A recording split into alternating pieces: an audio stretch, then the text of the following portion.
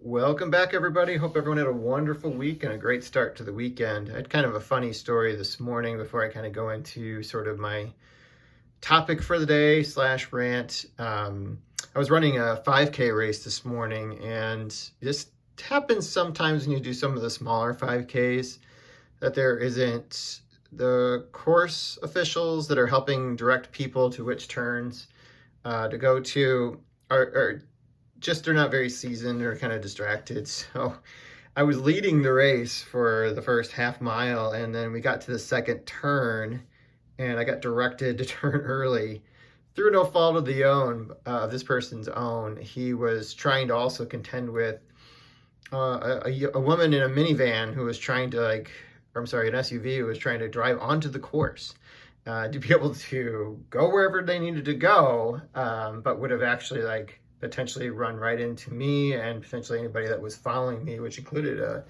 group of some young kids still that were kind of not too far behind at the half mile mark. So the hand gestures just got really misinterpreted, and I think I ended up having to double back and add an extra half mile to the race. But anyway, I was happy to do it. I was actually just trying to get my legs underneath me again. You'll find out soon, but I'm actually probably will have some filming from the Marathon Expo for the Chicago Marathon, because I run that just about every year. So hoping to kind of share that passion for running with my baseball buddies here on the channel.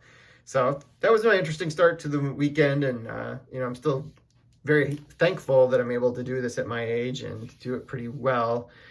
So I thought it was just kind of a funny moment that I wanted to share. So anyway, before you, I got a card that came in this week. This is the 1952 Bowman Nellie Fox card. So I actually have a lot of his Bowman cards now, so I'm slowly building his run of cards. Only need, I think, 2 more to finish his Bowman run.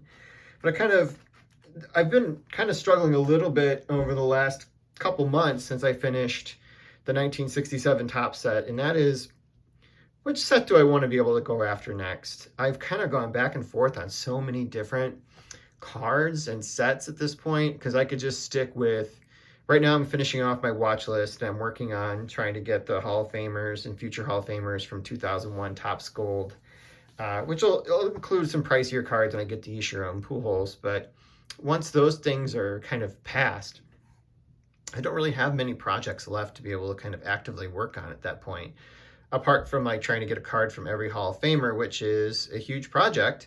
One I'll never find completion in, probably in my lifetime.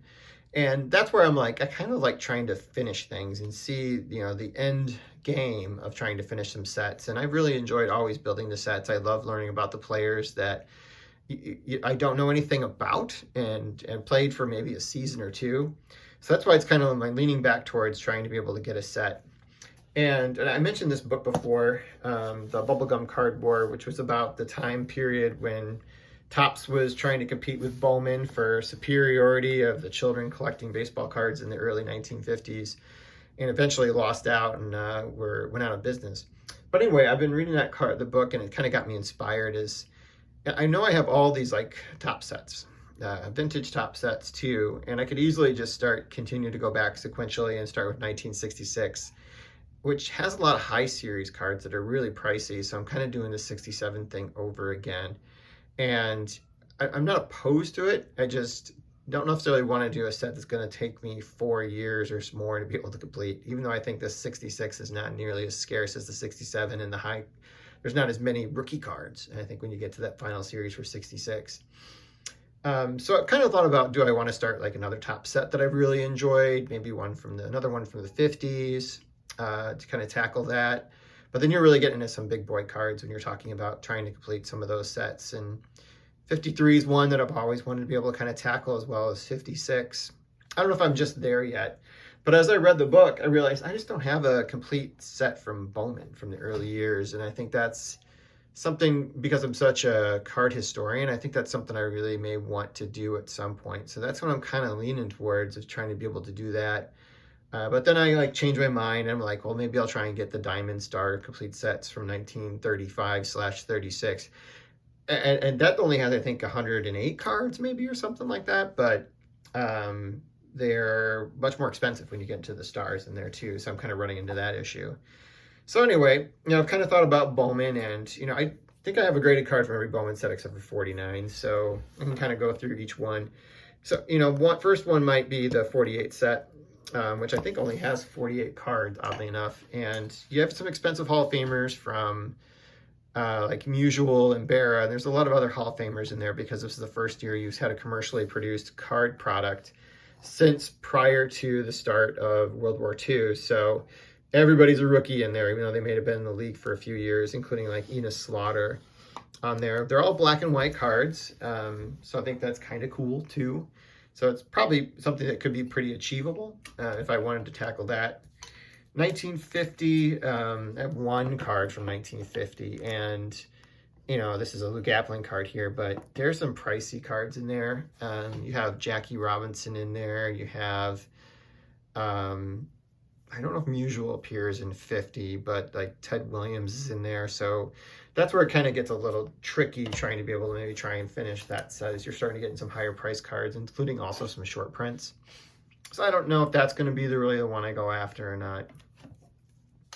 51, it's really not complete unless you got the Musial, or unless you got the Mays and the Mantle rookies. So that's where I was like, okay, 51, as beautiful of a set as this one is, probably is not something I probably will kind of tackle if I want to be able to complete the entire run within that set. So that's where I'm like, okay, maybe not 51, but I just wanted to kind of show you some of the different Bowman cards that I got so far.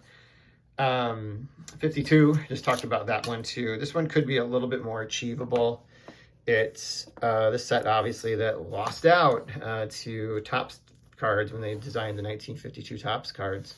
So there's some history behind that piece of it within itself. So that's something that may or may not kind of catch my interest.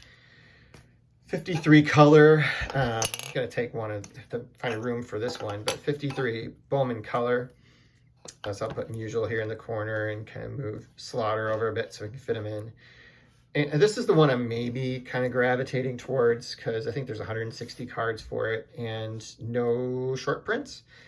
Because Bowman kind of ran out of money to be able to produce more color photo cards. So they started producing the black and white series after that, which is actually a little bit more scarce than the Bowman color set, but not nearly as popular.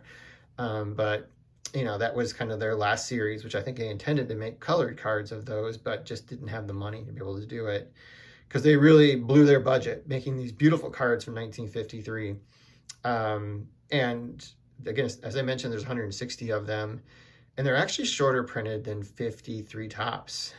So it's a little bit more challenging to be able to put that set together because of the scarcity, because it was not selling as well as 1953 Topps. All right, 54 is noted for a really scarce Ted Williams card, which I would probably want to be able to pick up to complete the set. He had signed with Topps when he came back, and Bowman mistakenly just assumed that they would still retain the rights of Ted Williams, produced a card for him, and then quickly had to retract it. But some got out, and card number 66 in the set, there's two versions of it, one with Ted Williams and one of Jimmy Pearsall. The set, sometimes people consider it complete without the Ted Williams, as long as you got both versions of Jimmy Pearsall, which is going to be 66 in the last card in the set, which I think is 250. But I would want to get the Ted Williams, and you know what?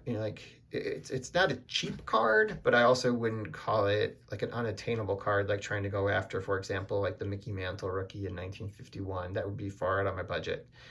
And then finally, I'm gonna move Luke Appling here for a minute and bring this one forward to kind of show you the final year of Bowman. That's 1955, which is known as the TV set.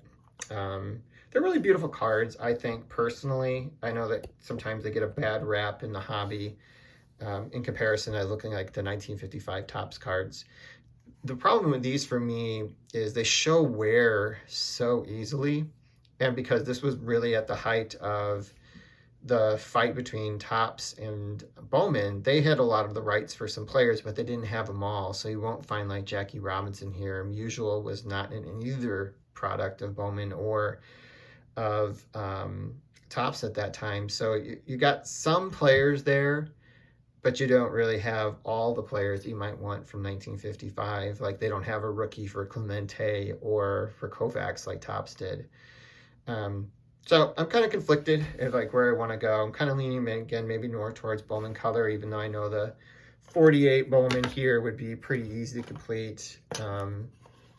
So I don't know. I mean, for you set builders out there, how do you kind of go about selecting which set you're going to be able to complete after you've done one? I haven't been in a period where I haven't been working on a set for years. So this is kind of a weird period for me. And, it's kind of fun to kind of see what are my true interests and where do I want to go with this. Again, I could always just go back and do 66 Topps and go in that direction. So, or pick another top set from the 60s and late 50s that I'd never completed before. But I think because of the history of Bowman and its place in the hobby, I want to be able to kind of, knock one out, and I'm kind of struggling which one I'm going to lean towards. But anyway, those are my thoughts this beautiful Saturday afternoon. Again, I hope everyone's having a wonderful weekend and enjoying the last month and a half of the baseball season, probably getting ready for the football season too. Have a wonderful weekend, and I'll be in touch at some point, probably later this week, to show you some stuff that I'm expecting in the mail to come over the course of probably Monday and Tuesday. All right, take care, everyone.